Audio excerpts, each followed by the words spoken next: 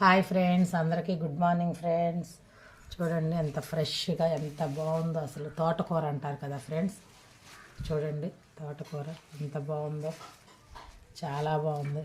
ఆరోగ్యానికి చాలా మంచిది అంటారు కదా ఫ్రెండ్స్. ఆకుకూరలు తినరు కానీ పిల్లలు. చూడండి ఫ్రెండ్స్, చాలా బాగుంది.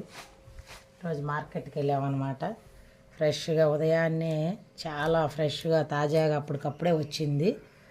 సరే అని చెప్పి తీసుకుని అట్లా కానీ ఉంటే చాలా ఎక్కువగానే తీసుకుంటాను. నేను ఒక 2 రోజులకు సరిపడా తెచ్చి కోసి తరిగేసి చక్కగా పక్కన పెట్టేసుకుంటే ఒక డబ్బాలో ఒక క్లాత్ వేసుకొని ఫ్రిడ్జ్లో స్టోర్ చేసుకోవచ్చు. నేనైతే అలా చేస్తాను. చాలా ఎక్కువగా తెస్తే కనుక తాలింపు చేసుకోవచ్చు, పప్పు చేసుకోవచ్చు, టమాటా వేసి కర్రీ చేసుకోవచ్చు. మీకు ఎంతమందికి తెలుసు ఫ్రెండ్స్ తోటకూర? మాకైతే ఇక్కడ నెల్లూరు సైడ్ ఎక్కువ అమ్మరు, పెరుగాకు అంటారు. విజయవాడ సైడు, గుంటూరు సైడు తోటకూర అవి బాగా ఎక్కువ వాడతాము ఫ్రెండ్స్. బ్లడ్ పడుతుందంట, చాలా మంచిదంట. నేనైతే వచ్చినప్పుడల్లా తీసుకుంటాను, వీలున్నప్పుడల్లా. నేను వెళ్తే తెచ్చుకుంటాను, ఒక 30-50 అలాగా.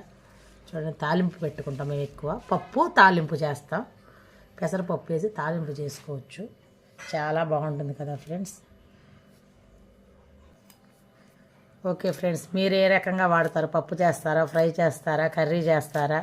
వడల్లో కూడా వేసుకోవచ్చు ఫ్రెండ్స్. ఈ ఆకుని సన్నగా తరిగేసేసి కొంచెం ఉప్పు, పసుపు, కొంచెం ఆయిల్ వేసి కొంచెం లైట్గా వేయించుకోవాలి. అంటే ఆ పచ్చి వాసన తెలియకుండా మనకి.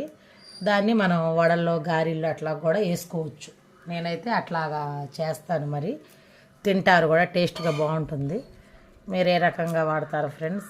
తెలియని వాళ్ళు తెలుసుకొని తినండి, చాలా మంచిది ఈ ఆకు అయితే మాత్రం. ఏ ఆకుకూరైనా మంచిదే, ఇది ముఖ్యంగా బ్లడ్ పడుతుందంట. అందరూ తినండి, పిల్లలకి ఏదో ఒక రూపంలో పెట్టండి ఫ్రెండ్స్. ఓకే ఫ్రెండ్స్, నచ్చితే కనుక లైక్ చేయండి, కామెంట్ చేయండి. Bye friends.